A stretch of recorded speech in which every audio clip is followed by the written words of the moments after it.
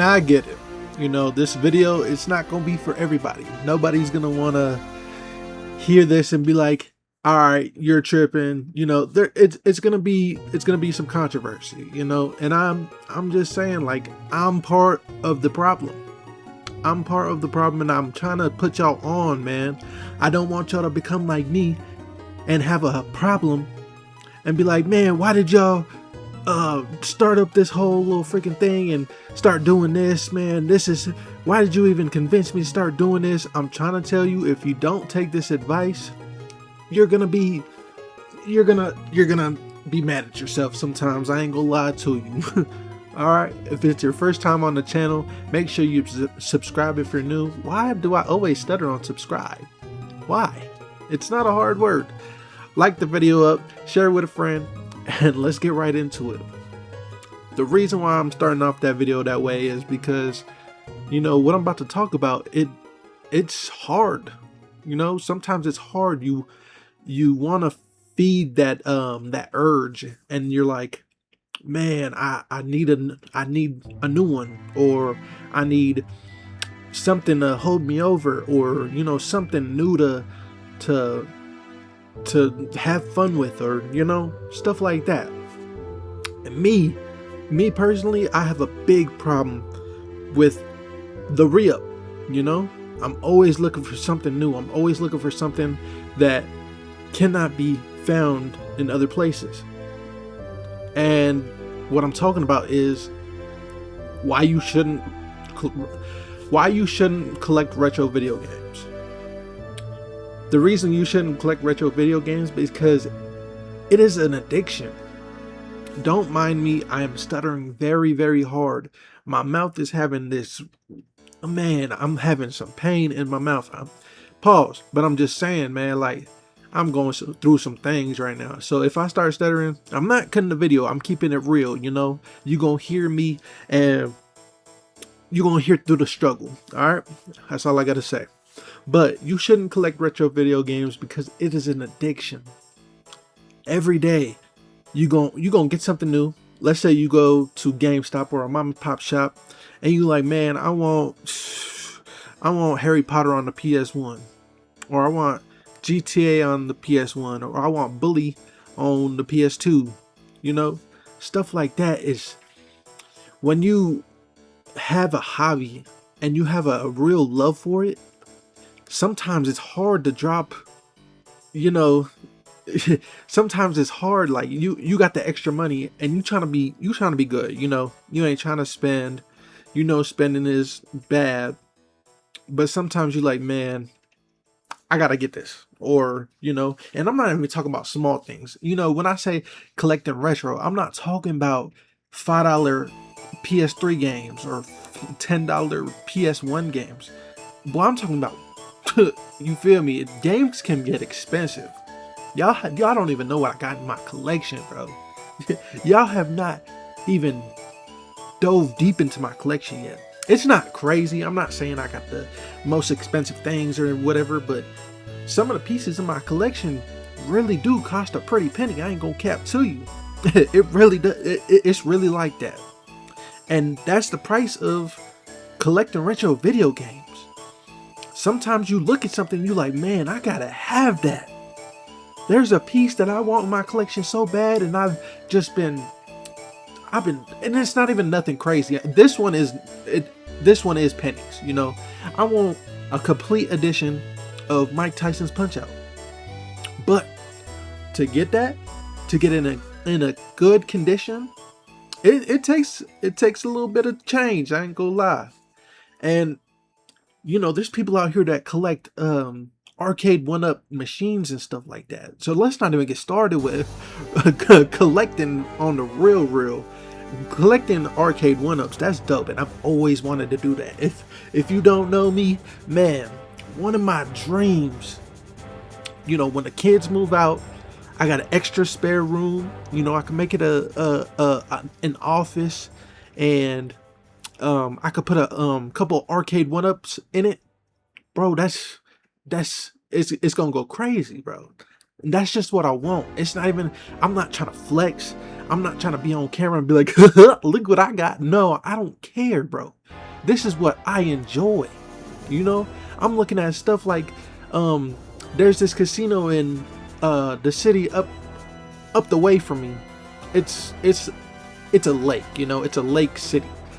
Not trying to give y'all too much of a hint where I'm at, but man, like they got this arcade machine in this Caesar's Casino, and it's silent scope, and that thing is so dope, bro. Let's not even get started with, it's not even just arcade one-ups, actual arcade machines, man. Oh my goodness, do you know how much those go for?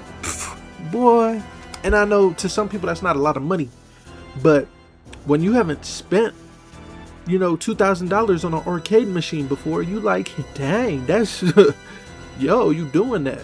And you know me, I haven't spent $2,000 on an arcade machine. I ain't got, if I had the room for something like that, man, game over. Sorry, wife, man. I'm feeling it with stuff that I enjoy. But if you got room to put, you know, an arcade in your home, you're spending a lot of money. Let's get off that topic though. The arcade one-ups was just, you know, a little side quest. But collecting for retro can get really expensive. Especially, you know, some hidden gems, or, you know, there's grails that people look for, and they're like, if I had this game, man, this is the one I've been looking for all my life. You know, I grew up on this game. And for a lot of people, that used to be I don't even remember the game. I can't think right now off the fly, but there are some games out there that people are looking for, and they are expensive, you know, more than a Switch 2. And that's little change, you know, but I'm just saying, like, some people don't even have money for a Switch 2 right now. In this economy, shoot, a lot of people are struggling. Not saying anything towards other people, not saying anything towards me. I'm just saying there are people struggling in this economy right now, and it's crazy. But the point I'm trying to say in this video right now, I got my hands on my face, just propped up, like, dang, bro, it gets wild out here. If you trying to get into retro collecting, you gonna have a fun time. You know, there are some really good games out here, especially if you can get them nice looking, you know, boxes aren't tore up, you know, they've been taken care of, a good owner had them, no water damage, carts aren't yellowing, you know, stuff like that. It's amazing. The feeling is so nice, but it is dangerous as well, especially if you're not a youngin in this generation, or, you know, it's, if you on the older side, let's say you 30, damn near pushing 40. I'm not pushing 40 yet. I'm getting close, but I'm not pushing 40 yet. But if you damn near 30, pushing 40, and you got, you know, kids and a wife and a home to take care of, to provide for, man, it gets wild. It gets wild. And I feel, dude, honestly, I look at my collection and sometimes I'm like, oh, I could give this all away today. No, I couldn't. Because there's a lot of people out here that don't got it like me. They got a handful of numbers that they can, you know, count them. Some people don't even got retro games, and they've been looking for retro games for a while. You know, they got a couple PS1 games here and there, but they're, you know, all main titles, all AAA games. And when you don't just have AAA games and you got those big number games, and it's a different feeling, you know? And like I said, my collection is nothing crazy. I don't even have a dedicated room to my collection yet. I am just barely starting, and I didn't even just barely start. I started my collecting journey about, I want to say 2024. I want to say 22. No. Probably like 22 or 23.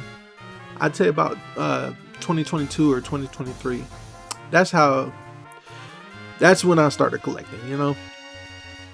And bro, it's taken a minute to get where I'm at, but I've also been a dummy and needed some money and sold some things that I shouldn't have sold. Like, man, I used to have a dope GameCube collection, you know, Game Boy player.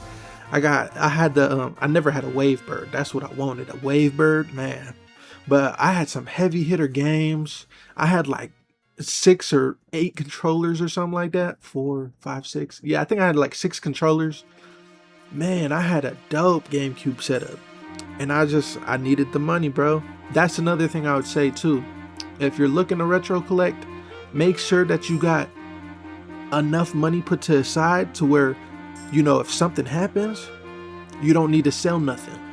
And trust me, I probably didn't need to sell anything either. You know, I could have relied on my income source and, you know, just waited it out. But sometimes you just gotta handle business, and that's, you know, that's what comes with the territory of being a man and, you know, taking care of business. But all glory to God, man. This wouldn't be anything. I wouldn't even have a collection if it wasn't for God. So all glory be to him, you know. But if you enjoyed this video, make sure you leave a like, subscribe if you're new, send this to your friends. And I want to see, you know, I want to hear their opinions. I want to see their collections. Y'all can hit me up on Twitter. My DMs are open. I don't care, man. I'm not going to treat y'all like a fan. I'm not here for that BS, man. I'm just here to make some money, dog. But hope y'all enjoyed.